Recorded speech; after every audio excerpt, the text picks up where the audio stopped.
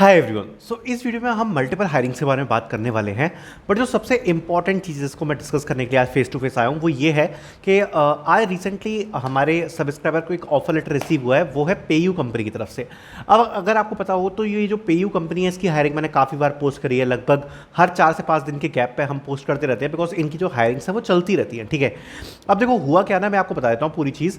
तो जब उसने अप्लाई किया था तो अप्लाई करने के बाद वही असेसमेंट और इंटरव्यू वगैरह की प्रोसेस होती है। Finally he cleared everything and he got the offer letter. ठीक है, ये बात यहां पर इंपॉर्टेंट क्यों है उसको समझना बहुत जरूरी है। उसके बाद हम हायरिंग्स पे आ जाएंगे। ठीक है, जो जिसका आप वेट कर रहे हो वो भी आपको मिल जाएगा, बट पहले ये चीज समझ लेना। ठीक है, जब आप किसी कंपनी में अप्लाई करते हो तो दो टाइप की हायरिंग्स होती है। एक या तो बहुत बड़ी हायरिंग होगी, मास हायरिंग टाइप की कुछ हायरिंग्स हो गई, या बिल्कुल छोटी हायरिंग होगी। अब होता क्या है, ये जो बड़ी हायरिंग्स हैं वो काफ़ी कम होती है।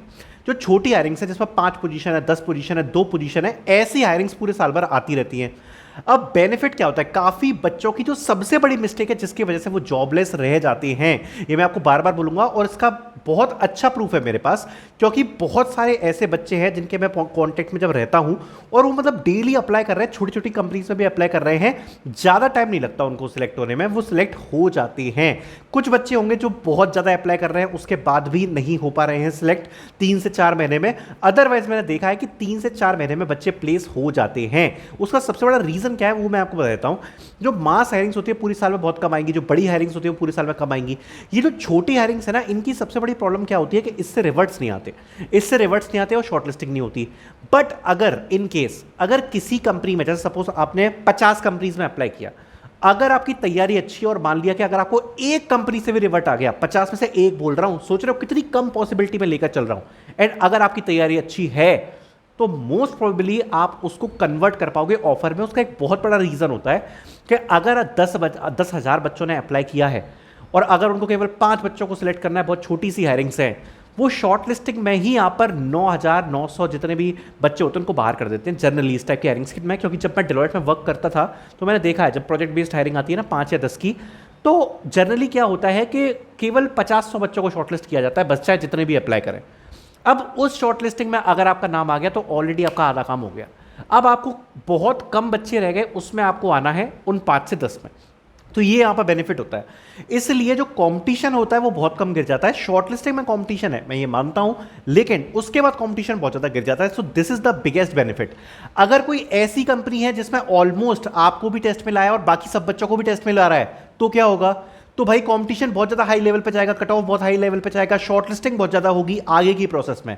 स्टार्टिंग में तो अच्छा है कि भाई टेस्ट आ गया, बट आगे ये चीज प्रॉब्लम क्रिएट करती है क्योंकि बहुत सारे बच्चों को टेस्ट आया हुआ है। ठीक है, तो सिलेक्शन की चांसेस कम हो जाते हैं। इसलिए आपको उन हायरिंग्स पे भी बराबर का फोकस रखना है जो लिमिटेड हायरिंग्स है, कब हायरिंग्स है, कम जिनमें ओपनिंग्स होती हैं, क्योंकि इनका सबसे बड़ा बेनिफिट ये होता है कि अगर एक बार शॉर्टलिस्टिंग हो गई तो इनका ऑफर कन्वर्जन रेट काफी ज्यादा हाई होता है, जो कि मैंने नोटिस किया है। मैं 4 साल से इस फील्ड में काम कर रहा हूं। ज्यादातर जिन बच्चों की शॉर्टलिस्टिंग हो जाती है ना ऐसी छोटी वाली हायरिंग्स में, most of the times, half of the times वो बच्चे कन्वर्ट कर लेते हैं उसको ऑफर लेटर्स में। ठीक है, तो ये एक बहुत ज्यादा इंपॉर्टेंट मैसेज था जो आप लोगों को समझ में आना चाहिए। आई होप आपको समझ में आया भी होगा।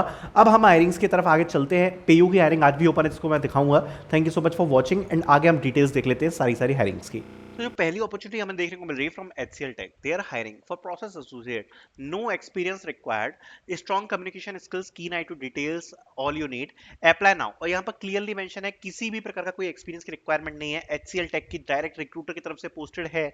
आप देख सकते हो non IT graduates, 0 to 6 months of experience, excellent communication skills. अगर आपको किसी भी प्रकार का एक्सपीरियंस नहीं है, आप फ्रेशर हो, तो एक काफी अच्छी हायरिंग स्टार्ट हुई है from HCL tech and recently posted है। किसी भी प्रकार का कोई रिस्पॉन्स अभी है नहीं। ठीक है, देन आगे बढ़ते हुए hiring opportunity from ambit data analytics internships यहाँ पर कंडक्ट करा रही है, जिसके लिए आप देख सकते हो इंटर्नशिप प्रोग्राम 6 months के लिए रहेगा, जिसके लिए आप फॉर्म को भर सकते हो।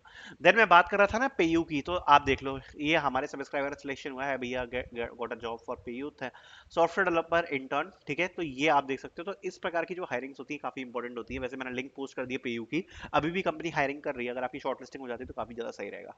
ठीक है, then we have next opportunity from Amgen is hiring for associate software engineer, job location is India Hyderabad. आप देख सकते हो 5 मई की यहाँ पर जॉब पोस्टिंग है।